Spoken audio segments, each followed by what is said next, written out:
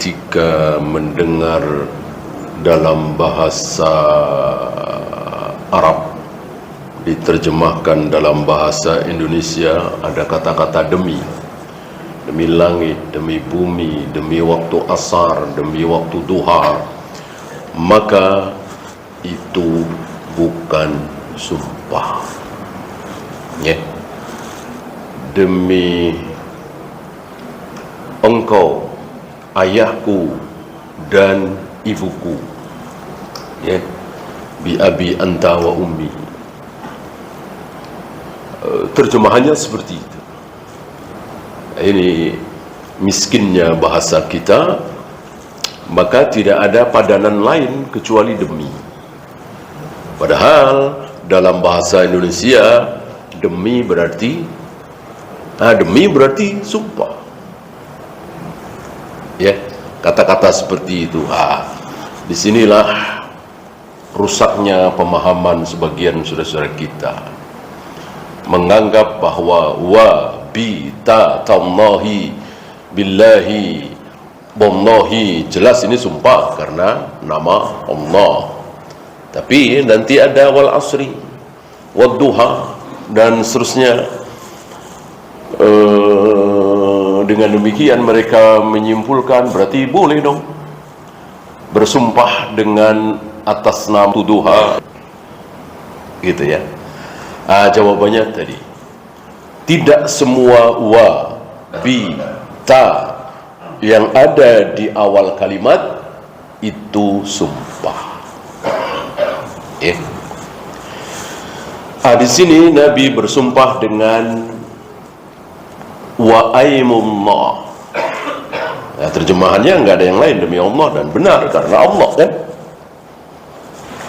mensumpah jelas. Apa terusannya? Lau anna Fatimata binta Muhammadin sarqat, seandainya Fatimah binti Muhammad anakku mencuri, maka laqata'tu yadaha. Harfu taukid, pasti akan aku potong tangannya. Taulah kita dari sini, Nabi Rasul tidak berhak mengampuni sebuah kesalahan.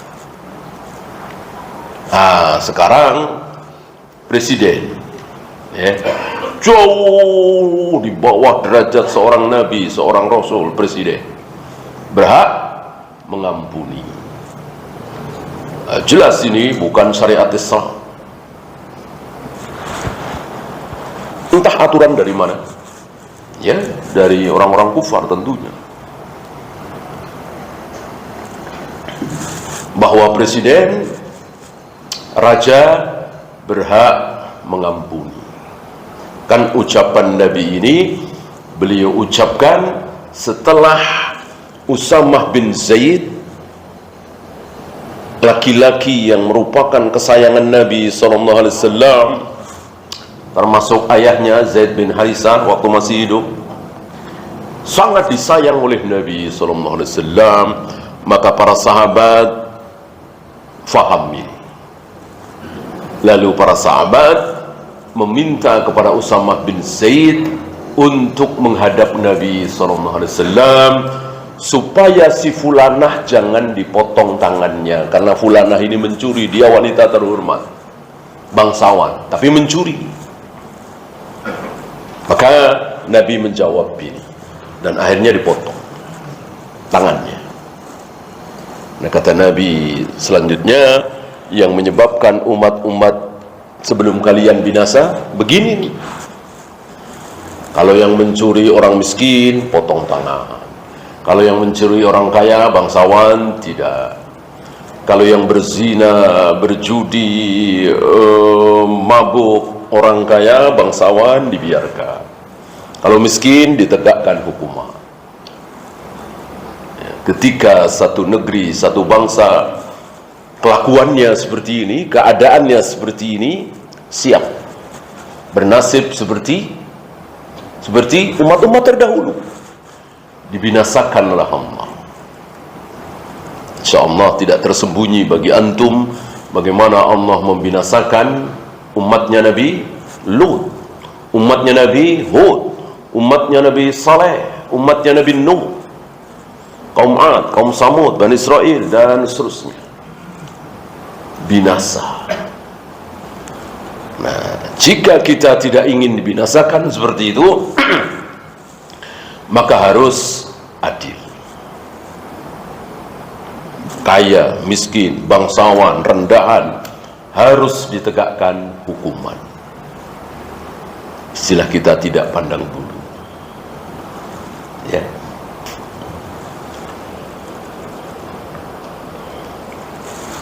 Dan keadilan Allah itu nampak walaupun pada diri orang-orang kafir. Insya Allah antum pernah dengar negeri kafir, tapi jujur, dihukum ya dihukum, nggak dihukum ya nggak dihukum, padahal negara kafir. Sama ada ditegakkan hukuman itu sesuai dengan aturan yang mereka bikin. Allah Maha Adil walaupun mereka kafir. Allah kasih aman, sejahtera, ya, sehat walafiat. Allah tidak azab, ya gitu. Tidak ada bencana demi bencana, gitu. Karena ini masih di dunia. Nah, kecuali nanti di akhirat selesai. Tidak ada kebaikan sedikit pun untuk orang-orang yang jujur, amanah, berani, tanggung jawab, apalagi dermawan. Nggak ada balasan kebaikan. Kenapa? Karena mereka kafir. Nggak ada, nol sama sekali. Adapun dunia, Allah tampakkan keadilan Allah. Walaupun kafir, tapi pada jujur, pada amanah, pada tanggung jawab, Allah berikan kebaikan.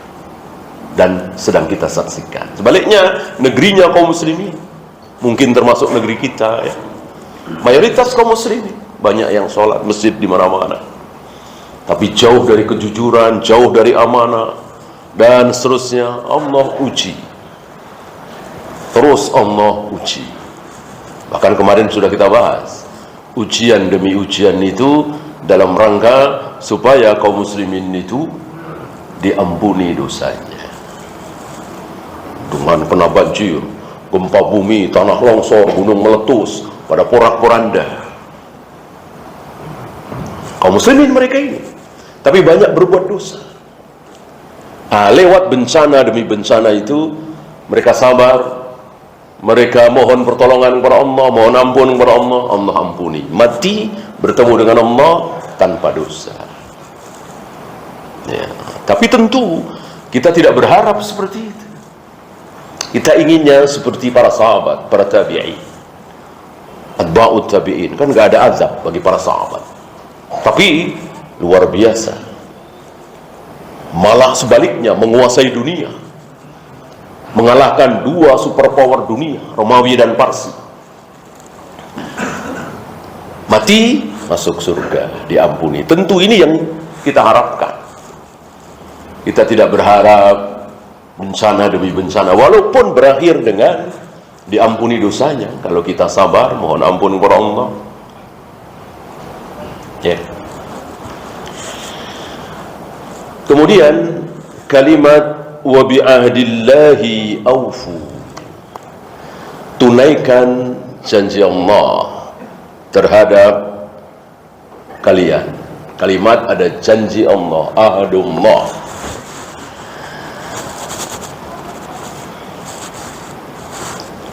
Apa perjanjian yang telah Allah janjikan kepada para makhluk? Insyaallah antum tahu bahwa sebelum kita lahir di muka bumi ini, kita diikat janji. Alastu bi rabbikum qalu bala syahidna. Engkau mau bersaksi? Engkau mau mengakui bahwa aku ini Tuhanmu, engkau akan menyembah aku satu-satunya?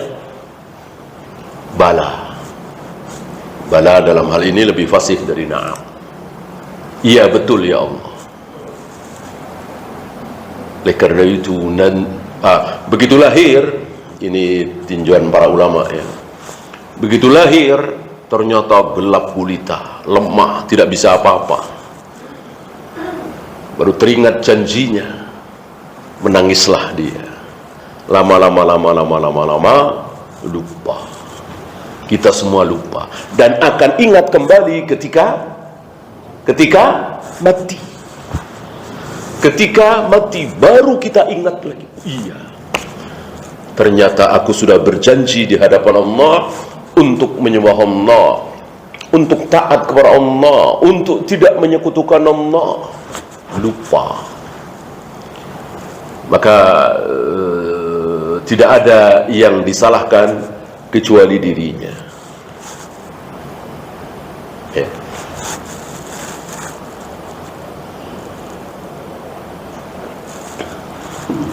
Saya bacakan ayatnya. Beliau bawakan suratul Maidah awal-awal ya, surat 12. Walaqad akhadallahu mitsaqa bani Israil. Ini contohnya Bani Israil. Nah, banyak pelajaran yang bisa kita ambil, bukan bisa ya, wajib. Banyak pelajaran yang wajib kita ambil dari Bani Israil. Kita akan bernasib seperti mereka kalau kita berkelakuan seperti mereka. Kita akan selamat sampai surga insyaallah kalau kita tidak berkelakuan seperti mereka. Karena pelajaran-pelajaran dari Bani Israel, Al-Yahud wan Nasara luar biasa.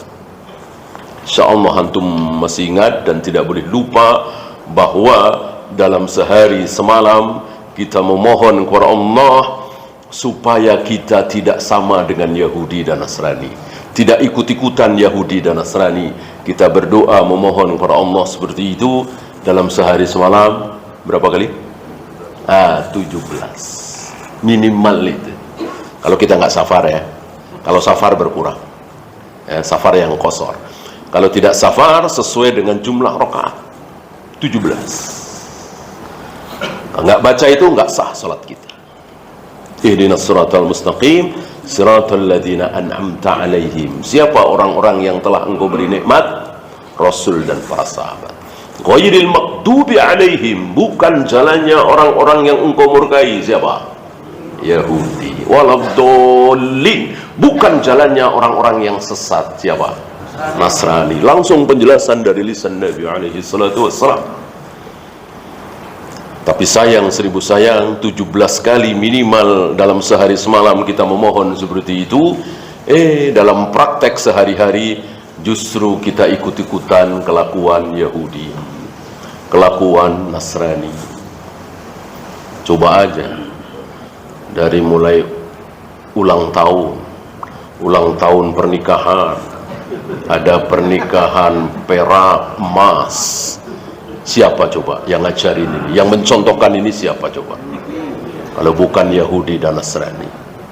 Niup trompet malam tahun baru, siapa ini kalau bukan Yahudi? Ini contoh-contoh kecil. Ini contoh-contoh kecil ya. Yang besar ya tadi tidak mengikuti manhajnya Rasul dan para sahabat, beribadah tanpa ilmu, atau tahu ilmunya tapi tidak mengamalkan. Itu intinya. Yang satu Yahudi, yang satu Nasrani. Yang satu berilmu tapi tidak mengamalkan, yang satu beramal, beribadah tapi tanpa ilmu. Nasrani. Sampai hari ini kita belum pernah dengar pertanyaan kritis para Nasoro kepada pendeta atau pasturnya. Pak pendeta, Pak pastur, betulkah panutan kita Yesus menyuruh kita bikin gereja seperti ini? Ada nangis-nangis, ada nyanyi-nyanyi. Nggak ada pertanyaan kritis seperti itu. Mirip kaum kita, mirip kaum kita yang tidak pernah nanya, Pak Kiai, betulkah Rasulullah mencontohkan kita mentahlilkan kematian 3 hari, 7 hari, 40 hari, 100 hari? Betulkah Rasulullah mengajarkan kepada kita salawat nariyah? Betulkah Rasulullah mengajarkan kita memperingati hari kelahiran beliau, Maulid Nabi? Dan seterusnya, banyak sekali, puluhan, bisa ratusan pertanyaan. Mestinya mereka tanyakan. Beribadah harus dengan ilmu. Ilmu apa? Ilmu itu yang dicontohkan oleh Nabi, diamalkan oleh para sahabat. Itulah ilmu. Di luar itu bukan ilmu. Mirip-mirip. 700 atau 800 tahun yang lalu, Syekhul Islam sudah mengeluh, mengatakan bahwa hari ini kaum muslimin terhadap Al-Quran mirip-mirip Nasor terhadap Injil. Apa? Hanya sekedar menghafal, hanya sekedar membaca. Isinya justru diinjak-injak. Mereka baca wa alaysa lil insani illa ma sa'a. Manusia tidak mungkin mendapatkan pahala kecuali apa yang telah dia usahakan sendiri. Kalau saya yang baca Al-Fatihah, tentu saya yang dapat pahalanya. Nggak mungkin si A, si B, si C, si D. Kecuali si A, si B, si C, D turut andil. Saya bisa baca Al-Quran, mungkin dia yang ngajarin, atau dia yang membiayai saya, atau dia orang tua saya. Di luar itu nggak nyampe, nggak bisa. Lihat, mayoritas saudara kita meyakini bahwa membaca Al-Fatihah, membaca Yasin, membaca Al-Quran, pahalanya bisa buat siapa saja, terserah kita. Ya, ila hadratir ruhi Jamaluddin bin Ahmad. Nah, suka-suka dia. Padahal bukan ayahnya, bukan ibunya, bukan kakeknya, bukan neneknya. Kalau ayahnya, ibunya, kakeknya, neneknya, itu sudah otomatis. Nggak perlu diniat-niatkan. Allah Maha Tahu dan Allah sudah bikin syariat bahwa apapun kebaikan yang dilakukan oleh anak, orang tua dapat pahalanya. Karena wa alaysa lil insani illa ma sa'a, manusia tidak akan mendapatkan pahala kecuali apa yang telah dia usahakan sendiri. Anak hasil usaha siapa? Orang tua. Kita tahu kan, nggak mungkin ada anak kalau tidak ada orang tua menikah. Dijelaskan ditegaskan dengan sabda Nabi alaihi salatu wassalam, inna auladakum min kasbikum bal min atyabi kasbikum. Sungguh anak-anak kalian adalah hasil usaha kalian, bahkan hasil usaha yang terbaik. Jadi kalau kita berusaha lalu menghasilkan mobil, menghasilkan tanah, sawah, perusahaan, anak, maka yang terbaik kata Nabi ya, bukan kata iblis. Kata Nabi, yang terbaik adalah anak. Kata iblis, kata setan lain. Ya, kata siapa anak? Yang terbaik mobil mewah, yang terbaik uang banyak, yang terbaik perusahaan. Anak mah gampang. Nah, itu. Iblis memang seperti itu, selalu menipu kita. Apa yang diucapkan oleh Allah dan Rasulnya dibatalkan oleh iblis, ditipu kita oleh iblis. Oleh karena itu, kalau kita meninggal lalu anak kita baca Al-Quran, baca Al-Fatihah, baca Yasin dan seterusnya, sholat, puasa, zakat, haji, otomatis kita dapat pahalanya. Dengan demikian antum bisa jawab, gimana hukum badal haji yang dilakukan oleh tetangga? Gimana badal haji yang dilakukan oleh mahasiswa di sana? Gimana badal haji yang dilakukan oleh orang yang tidak dikenal? Cukup telepon, bayar biaya bus ke sana kemari. Ya. Wa alaysa lil insani illa ma sa'a.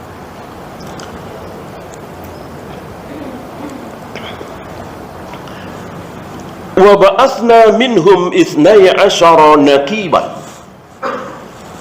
Kami telah jadikan di antara mereka Bani Israel 12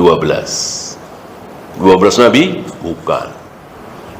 Kalau nabi berapa? Ribuan. ribuan. Bahkan seluruh nabi Bani Israel. Gak ada nabi di luar Bani Israel kecuali satu. Siapa? Nabi Muhammad Rasulullah sallallahu alaihi wasallam. Bani Ismail. Beliau Bani Ismail. Jadi dari keturunan Ismail. Bukan dari keturunan Nabi Israel, Nabi Yakub. Ya, dua-duanya kan keturunan Nabi Ibrahim. Jadi tidak berlebihan kalau kaum muslimin dengan Bani Israel ya kakak beradik, sepupuan, gitu ya. Itu kan ucapan Nabi ketika Sofiyah dinikahi oleh beliau, Yahudi, wanita Yahudi. Apa nakib? Kalau arti wakil ya, nakib. Suku, apalagi kalau bangsa Bani Israel ya. Intinya bahwa Bani Israel itu ada 12 kelompok. 12 kelompok. Wa qala Allahu inni ma'akum. Lalu Allah mengatakan kepada mereka, sungguh aku bersama kalian. Dari dulu sampai hari ini, sampai zaman Nabi Muhammad SAW, sampai akhir zaman, Allah akan mengucapkan kalimat yang sama tentang dirinya. Aku bersemayam di atas arsy, aku menciptakan Adam dengan kedua tanganku, aku akan menggulung langit dengan tangan kananku, aku turun ke langit dunia setiap sepertiga malam, dan seterusnya dan seterusnya. Tidak ada perbedaan sedikit pun. Para nabi, para rasul, semuanya sama terhadap ayat-ayat seperti ini yang menceritakan tentang sifat-sifat Allah. Seluruh para nabi, para rasul hanya mengatakan sami'na wa ata'na. Tidak dibahas sedikit pun. Beda dengan Mu'tazilah, Jahmiyah, Jabariyah, Asy'ariyah, Maturidiyah. Dibahas. Kalau Allah turun ke langit dunia setiap sepertiga malam, berarti kalau Allah menghadapkan wajahnya ke wajah orang yang sedang sholat, berarti kalau Allah menciptakan Adam dengan kedua tangannya, berarti dibahas. Gak akan nyampe akal kita dan akal mereka semua. Akhirnya ditakwil, ditahrif, ditakyif, ditafwid, ditashbih. Lima-limanya haram. Tidak pernah dilakukan oleh Rasul, para sahabat, oleh seorang nabi pun tidak pernah. Jadi betul-betul sami'na wa ata'na. Bersemayam di atas arsy, sudah ikuti apa adanya, bersemayam di atas arsy. Turun ke langit dunia setiap sepertiga malam, udah ikuti apa adanya. Jangan ditambah, jangan dikurang. Nggak mungkin kita bisa mencerna keadaan diri Allah. Maka ikuti saja. La in aqamtumus salata wa aitumuz zakata. Jika kalian mendirikan salat dan membayar zakat. Padahal siapa nih? Ini Rasulullah sudah lahir belum? Belum, masih Bani Israel. Ya mungkin kejadian ini Nabi Isa juga belum lahir, tapi sudah ada salat, sudah ada zakat. Karena memang sama, ada salat, ada zakat. Dari awal Nabi Adam sudah ada salat. Loh, bukankah salat pertama kali disyariatkan setelah peristiwa Isra Mi'raj? Jawabnya, di umat ini, kaum muslimin, sebelum Isra Mi'raj, salat 2 rakaat, dan bebas waktunya, kapanpun bisa, boleh. Sebelum peristiwa Isra Mi'raj. Setelah Isra Mi'raj, baru ada subuh, ada duhur, ada asar, ada maghrib, ada isya, sekian rakaat. Kalau safar dikosor 2 rakaat. Itu setelah Isra Mi'raj. Ya, mulai diwajibkannya untuk kaum muslimin. Bukan berarti sebelum Isra Mi'raj di muka bumi ini nggak ada sholat, keliru. Bahkan zakat ada. Masuk kita ragu dengan Al-Maidah ini.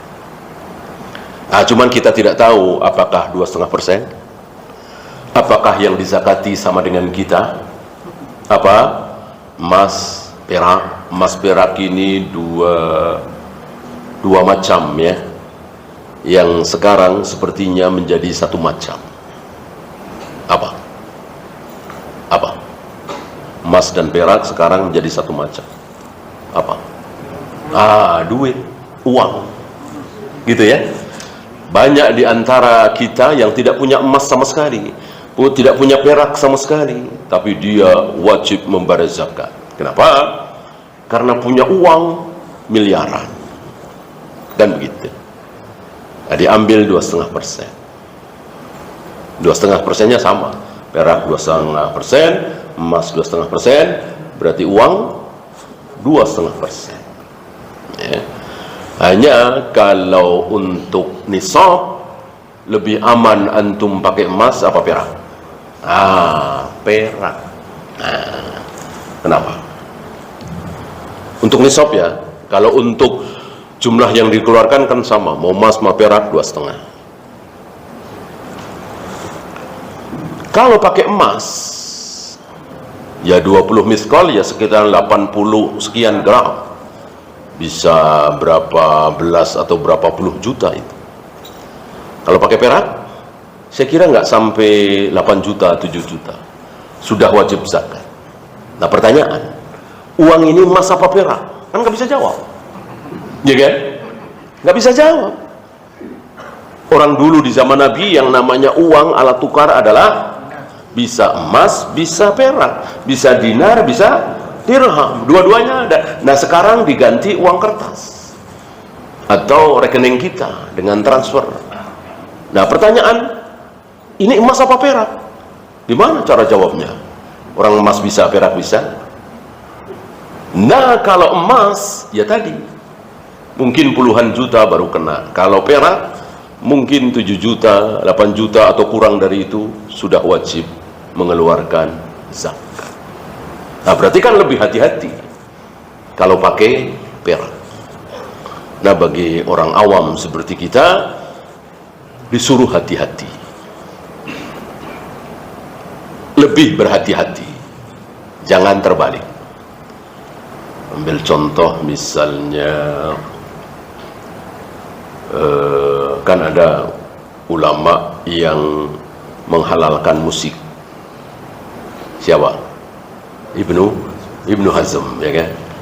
Yang lain mengharamkan. Taruhlah samalah, taruhlah ya, 50% menghalalkan, 50% mengharamkan.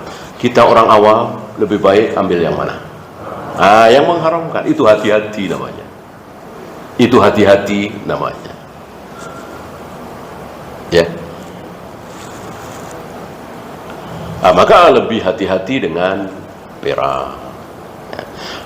Sekali lagi 2,5%-nya sama.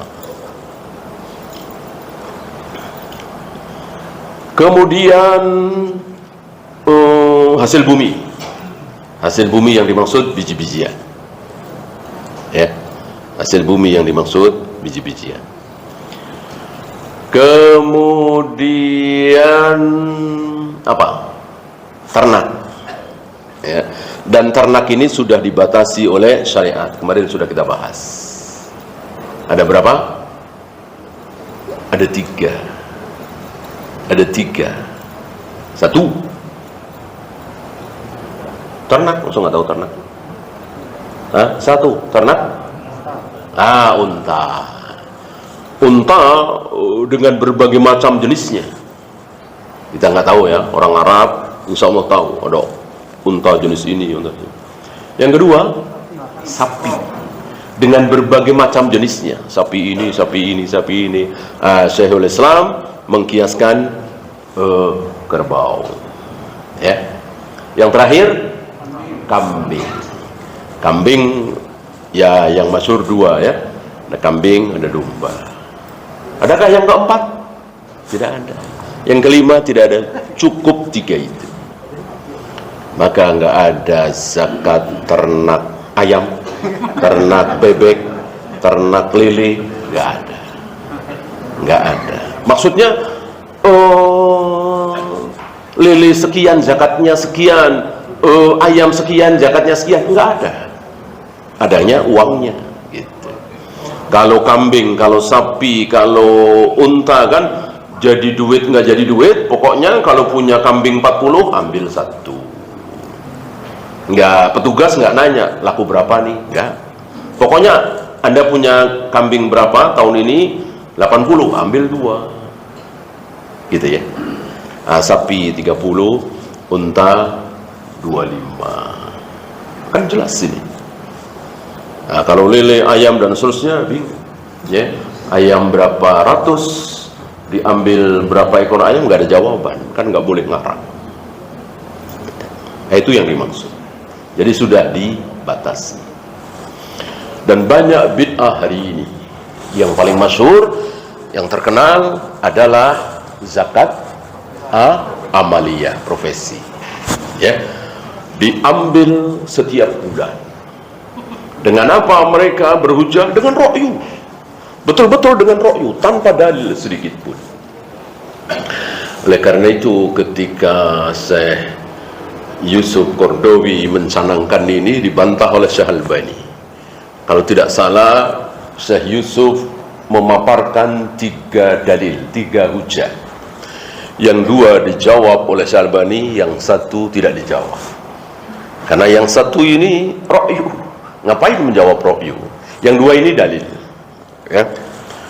1, Syekh Yusuf berdalil bahwa Umar bin Abdul Aziz itu menarik zakat dari para karyawannya gitu.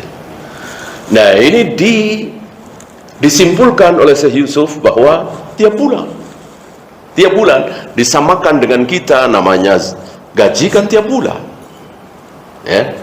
Beliau lupa ada riwayat bahwa pemberian itu setiap tahun, tidak setiap bulan ya.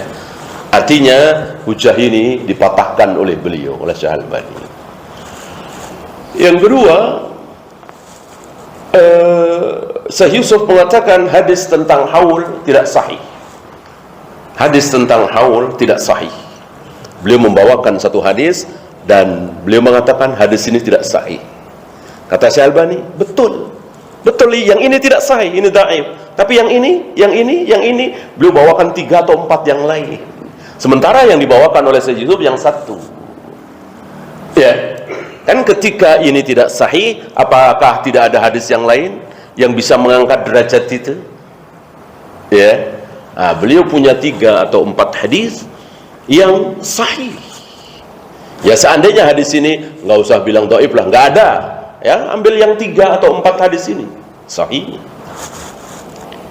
Terbantahkan 2 hujah Syekh Yusuf. Yang terakhir, ra'yu.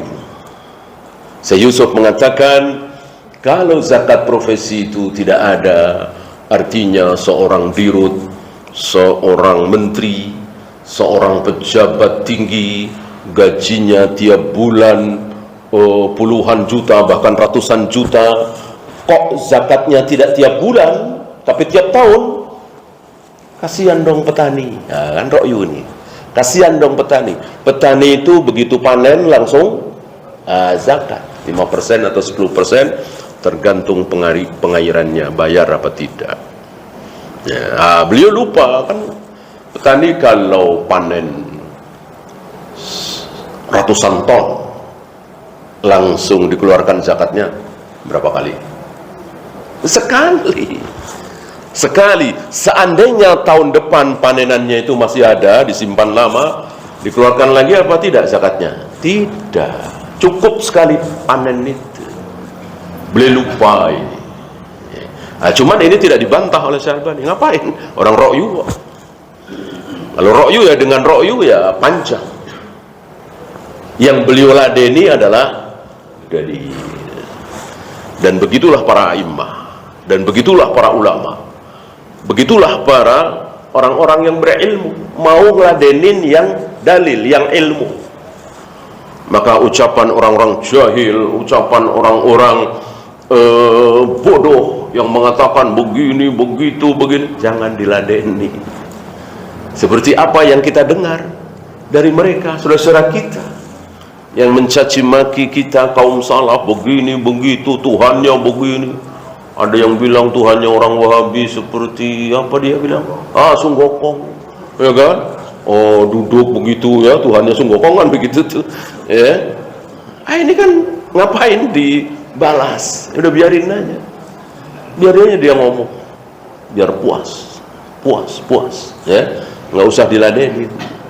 Emang dia nyari kepuasan. Cacian, makian, hinaan, hujatan, nggak usah diladenin. Kecuali dia bawa dalil, baru, ya. Wallahu. Ya, silakan adzan dulu. Wassallallahu ala Muhammadin sallallahu alaihi wasallam wa akhiru da'wana alhamdulillahi rabbil alamin.